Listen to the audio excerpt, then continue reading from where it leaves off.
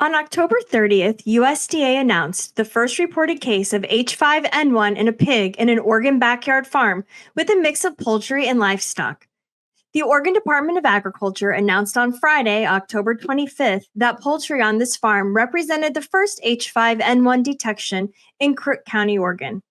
On Tuesday, October 29th, the USDA National Veterinary Services Laboratories also confirmed one of the farm's 5 pigs to be infected with H5N1, marking the first detection of H5N1 in swine in the U.S. Although the swine did not display signs of illness, the Oregon Department of Health and USDA tested the 5 pigs out of an abundance of caution and because of the presence of H5N1 and other animals on the premises. The pigs were euthanized to facilitate additional diagnostic analysis. Although test results were negative for 2 of the pigs, test results are still pending for 2 others at the time of this podcast. I've invited Dr. Andrew Bowman, one of the top flu experts in the country, to join me today. Dr. Bowman is a professor in the Department of Veterinary Preventive Medicine at The Ohio State University, where he's well known for his expertise in swine production medicine, veterinary public health, and epidemiology. His research team focuses on type A influenza viruses in key animal populations, and he leads large applied field research projects investigating the epidemiology of influenza in animal populations, zoonotic influenza transmission across the animal-human interface, and methods to reduce the risk of influenza transmission. Well, it's an honor to have you join us today on the Pork Podcast, Dr. Bowman. Thank you for making time to come on. I know influenza is one of your favorite subjects, but I'm going to admit I wish we sure didn't have to talk about this today. Yeah, I agree. Not our favorite way to meet to talk.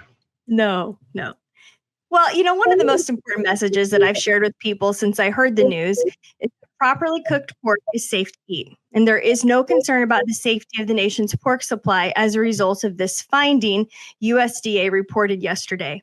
But before we dig into more details, can you explain why people don't have to be worried about the pork supply? Yeah, it's honestly a multiple faceted situation that makes it that pork would be safe to consume.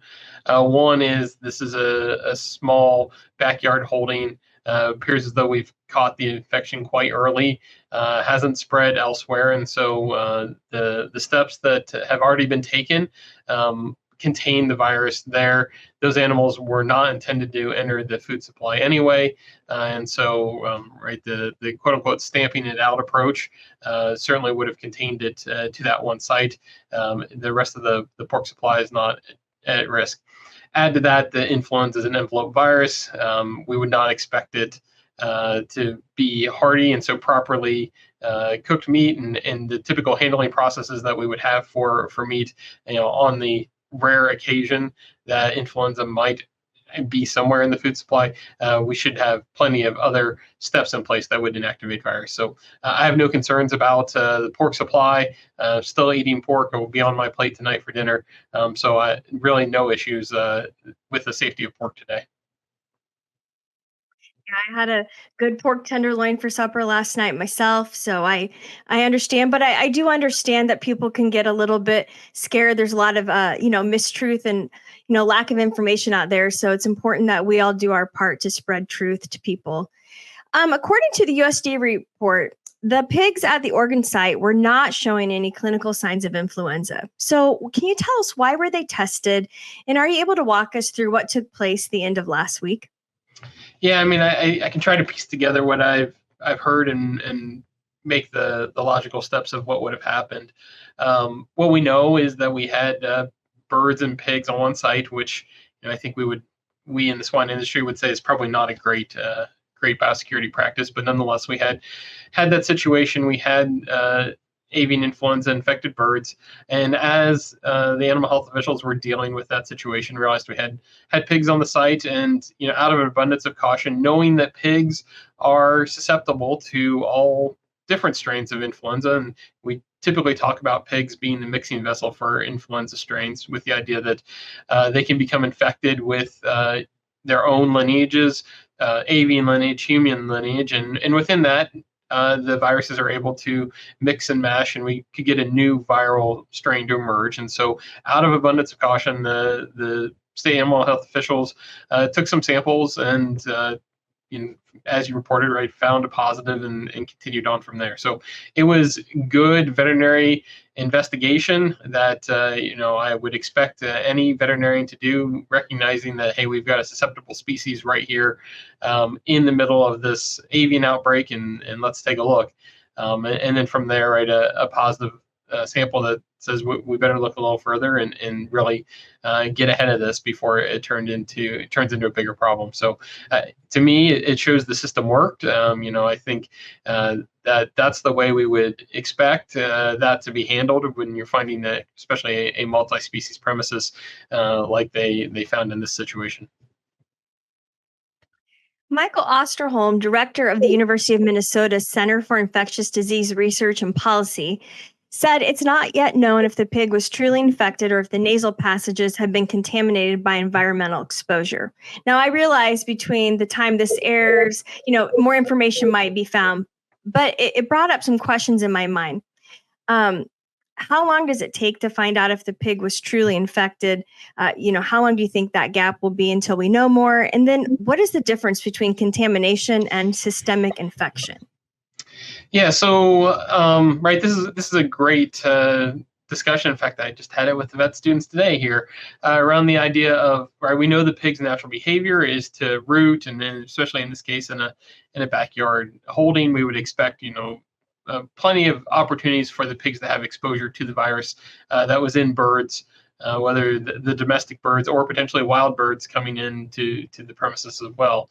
And so as pigs are rooting, they could potentially get virus from the environment up into their nose, which would not necessarily mean that they were infected, but could just be a transient virus in the nose. Sort of think about getting paint on your hands while you're painting or something like that. It's there, but it isn't really there for very long. But swab collected at the right time might just say, yeah, there was virus in the pig's nose, but we don't know that they were really infected. What I think we're getting a better picture of is that these pigs might have really been infected, or that's the question we're really after. So through necropsies, right, postmortem investigation of these animals, getting some idea that potentially there was virus elsewhere, maybe deeper into the respiratory tract, which would indicate that maybe they're actually infected.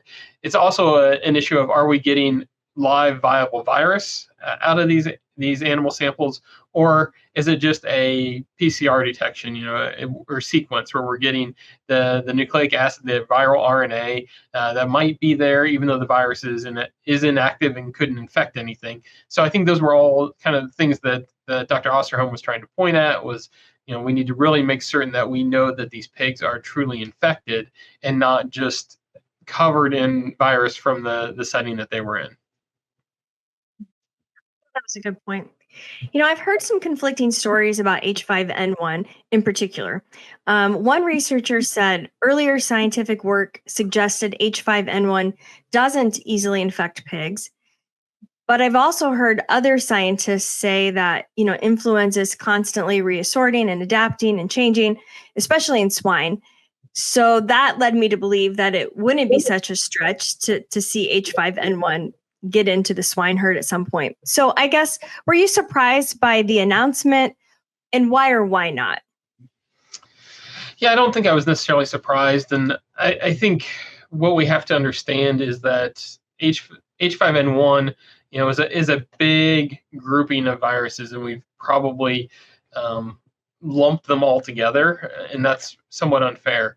If we look at the clade that we're dealing with today, it essentially came across into North America in 2021. Wild birds brought it over and then spread down the eastern seaboard, has since spread through wild bird population in North America. And through that process, it has reassorted or made combinations with some of the viruses that were already existing in North American wild birds. And through those, right, the virus has changed. And this virus certainly seems as though it is behaving different than what we used to think of H5N1. And so older work where we would put H5N1 into various species, it didn't result in much of a productive infection.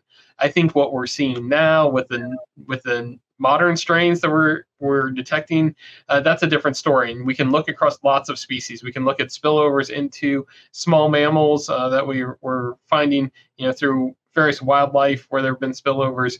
We can look at sea mammals, and likewise, we're in Southern America or South America, we're seeing spillover into some of those species.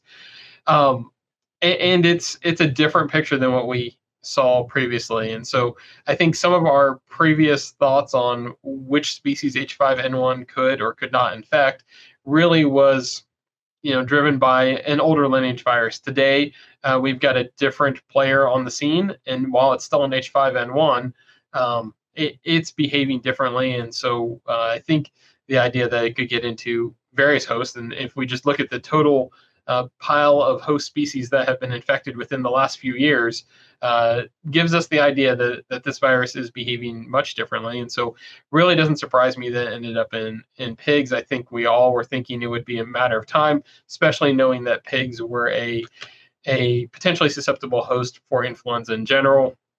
In the right instance, I think we all in the flu community believe that it could potentially infect a pig. Question is, like, to what severity, how transmissible is it? Lots of other questions that will arise, but really doesn't surprise me that we ended up with an infection somewhere. I can see why this is an interesting field of study and probably always keeps you on your toes, because it's seems like there's a lot of areas to explore, and it's changing all the time. So, but on that note, I'd love to have you help us understand this a little bit, because you brought up some things just there. I think there's some confusion about the differences between what a strain is, what a clade is, what a genotype is. Can you clarify some of those differences for us? Why does that matter?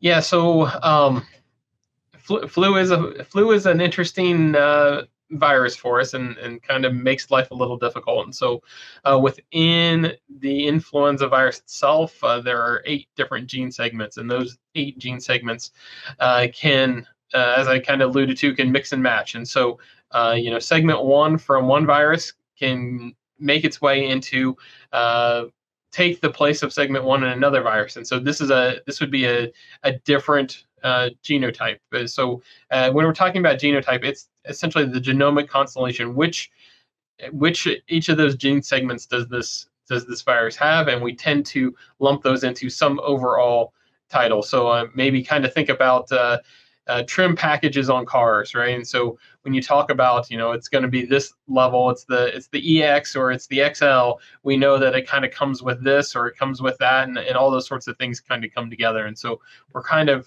trying to say, like, this genotype, and that means it's got these gene segments in it versus a different set of gene segments.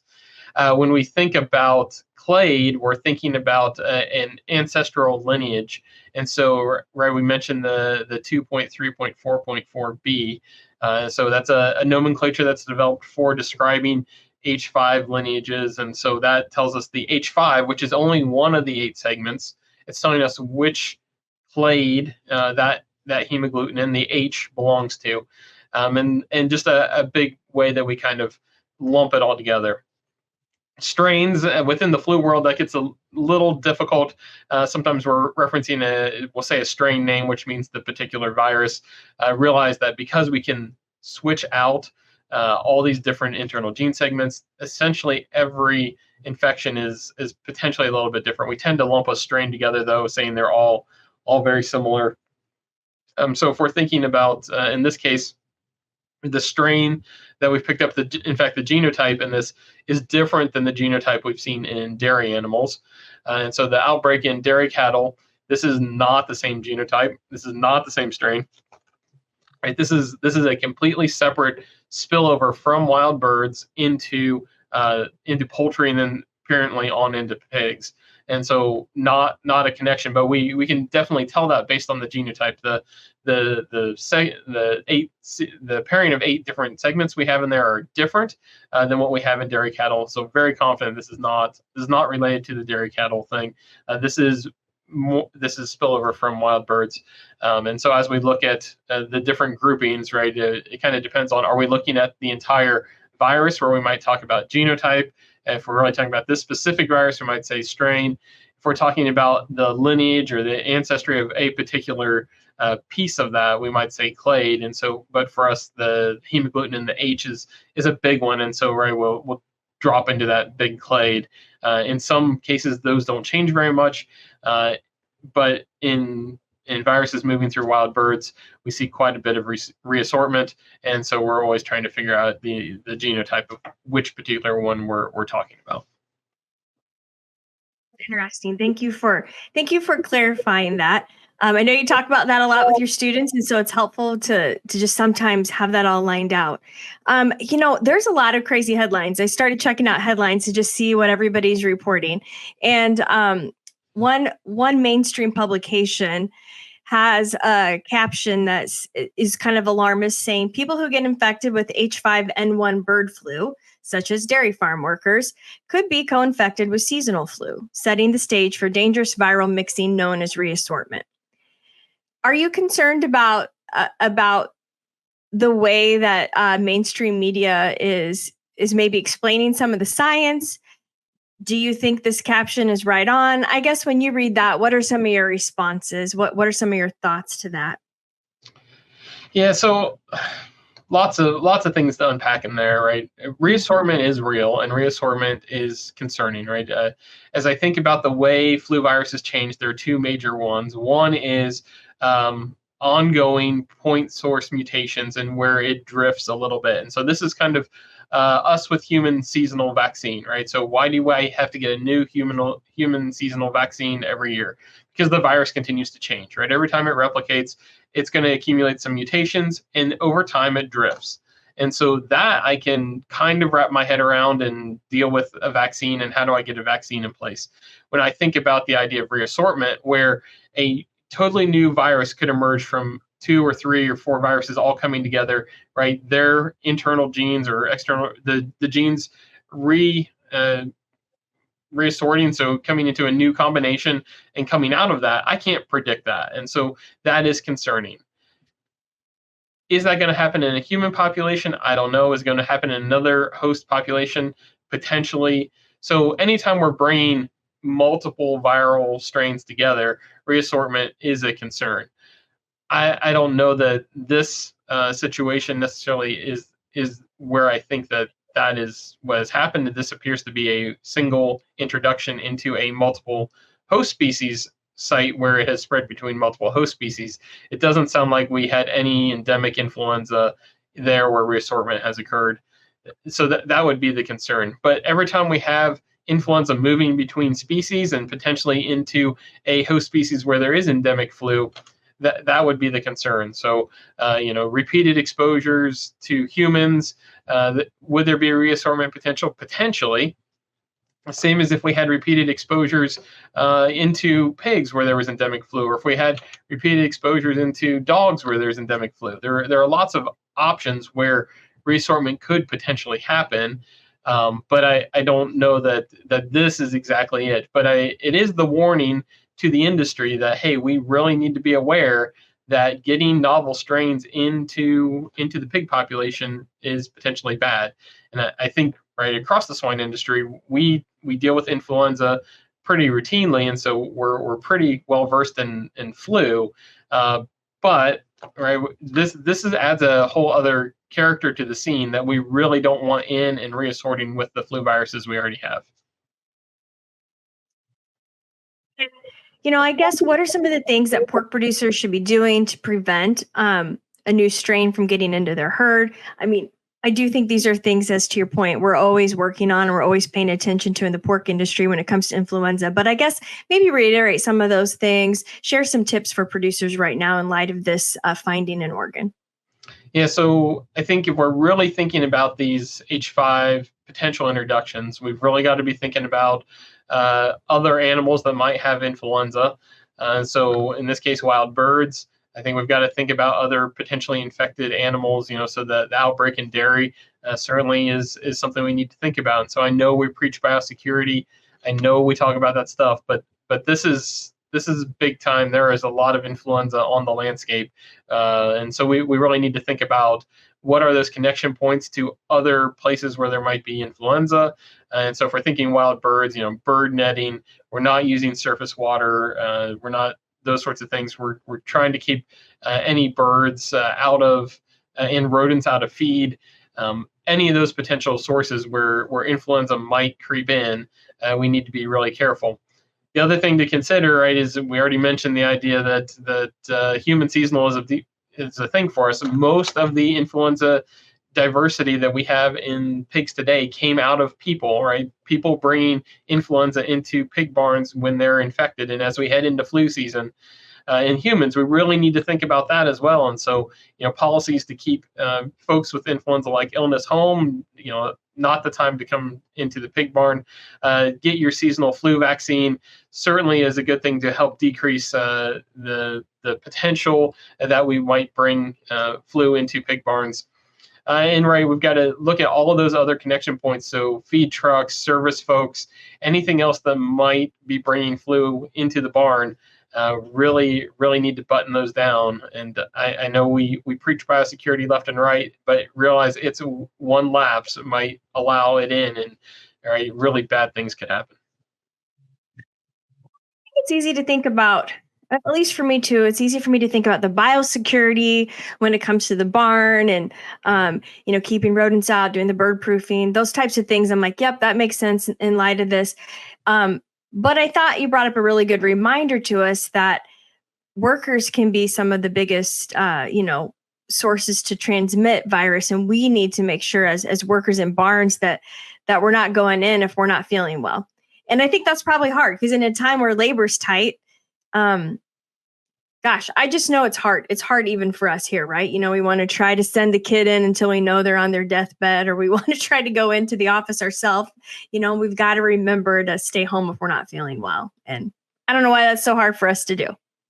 Yeah, it is, and I know that it's ingrained in us. Probably worse in the ag community, right? You suck it up, Buttercup, and go to work. But man, we really need to take care. And then the other thing with the wild birds, we really need to think about what are we doing in our recreational activities. Right, a lot of us like to spend time, whether it's out on the water or around places waterfowl might have been, and birds, and you might contaminate shoes, clothes, things that we ought to be taking off. But I also know how sometimes it's like, oh well, I forgot something real quick, and I'll just step across the clean dirty line, and it could be that easy. So I think we've got to be really cognizant of all the places influenza is in the world right now. Sure. Final last minute that you have when it comes to this. I know it's a big topic. Things are changing. More information's coming out all the time. But any last key points you'd like to make? Yeah, I mean, I think that this won't be a something that just goes away. This is going to be a topic that we need to continue and realize that it obviously is a topic that is becoming, I guess, a bigger topic across the entire proverbial barnyard, right? Poultry's been dealing with this problem for a while. Dairy this year has joined the influenza game. Pigs, we've had our own endemic strain, and now, right, the idea that high path might be affecting pigs as well, and if not, it's a good warning sign that threat is there. And so you're right, as we kind of think about it, this is something we're all going to need to address together, and that we need to work together at this thing. I don't think there's much finger pointing left in flu world. I think at this point in time, right, we're all kind of on the same bus, and we need to figure out how we manage this. And granted, it will be different in different species, but this is a problem that everyone's having to deal with. I love that reminder. We're all on the same bus, and it's so true. And again, I thank you for coming on to our podcast today. And I want to thank all of you guys for listening as well. You can dive into more of the Pork Podcast on Farm Journal's YouTube channel and listen to it anywhere podcasts are found. I'm Jennifer Scheich, finding the story behind the story.